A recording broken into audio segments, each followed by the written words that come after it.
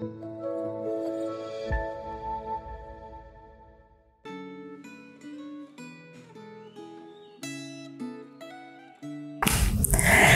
rekan-rekan yang dikasihi Tuhan, berjumpa kembali dalam Refleksi Gema tanggal 7 bulan September.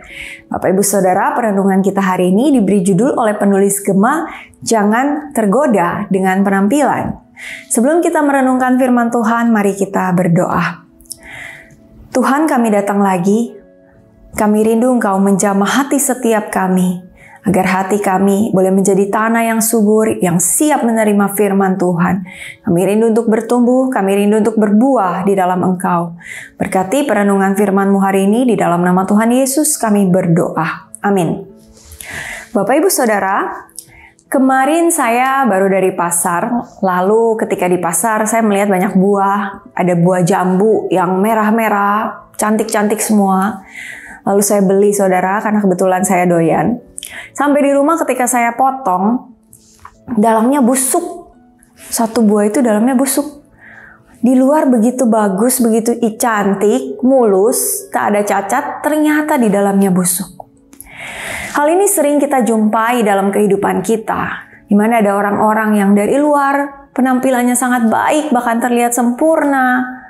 Tetapi ternyata perilakunya bisa membuat kita wow, gak habis pikir gitu saudara. Atau mungkin kita adalah orang yang seperti itu, saudara. Menarik kisah firman Tuhan hari ini, seperti pengalaman saya tadi. Penampilan yang menipu. Mari bersama kita baca firman Tuhan dari kitab 2 Samuel pasal 15. Saya akan bacakan ayat 1-6 untuk kita semua. Beberapa waktu kemudian, Absalom menyediakan baginya sebuah kereta perang serta kuda dan 50 orang yang berlari di depannya. Pagi-pagi, Absalom biasanya bangun dan berdiri di tepi jalan menuju pintu gerbang. Setiap orang yang mempunyai perkara dan hendak masuk menghadap raja untuk mencari keadilan, orang itu dipanggil oleh Absalom.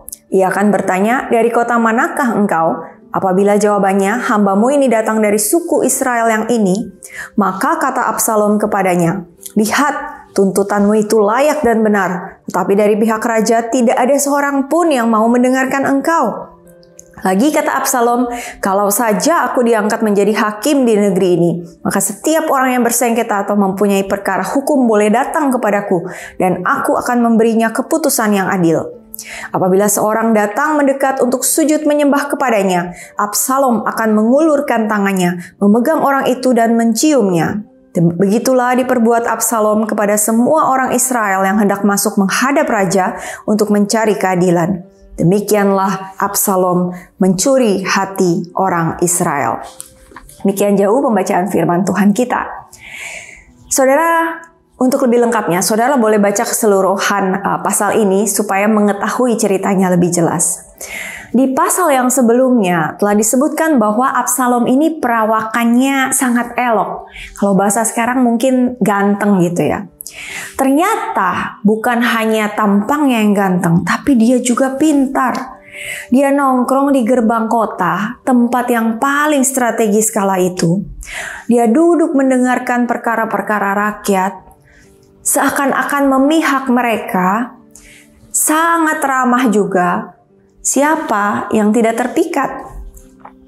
Tapi ternyata saudara, di balik penampilan dan kebaikannya terselubung maksud yang tidak baik, yaitu mengkudeta ayahnya sendiri, Raja Daud.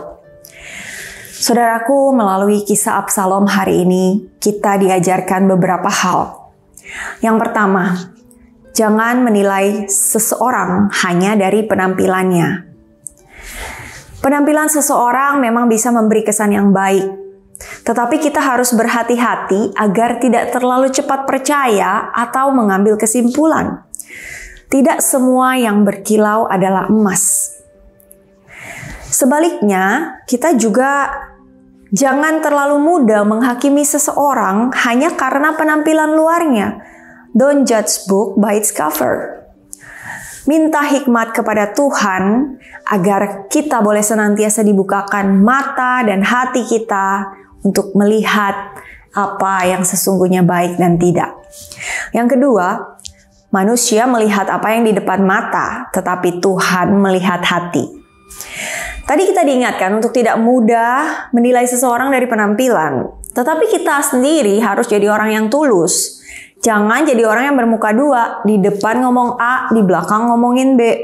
Orang mungkin nggak tahu isi hati kita, tapi Tuhan melihat hati kita. Saudara, kita juga perlu hati-hati. Hati dan niat yang baik itu harus juga disertai dengan cara penyampaian yang baik. Karena itu penting bagi kita untuk berakar di dalam firman Tuhan, supaya kita bisa semakin peka akan apa yang baik, yang berkenan kepada Tuhan, dan juga bagaimana cara yang terbaik untuk mewujudkan niat yang baik itu.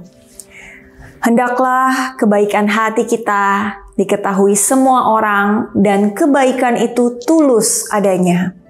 Kiranya Tuhan menolong kita semua agar kita boleh lebih berhikmat, memiliki hati yang tulus, sehingga kita semua boleh menjadi anak Tuhan yang memuliakan Bapa kita yang di sorga.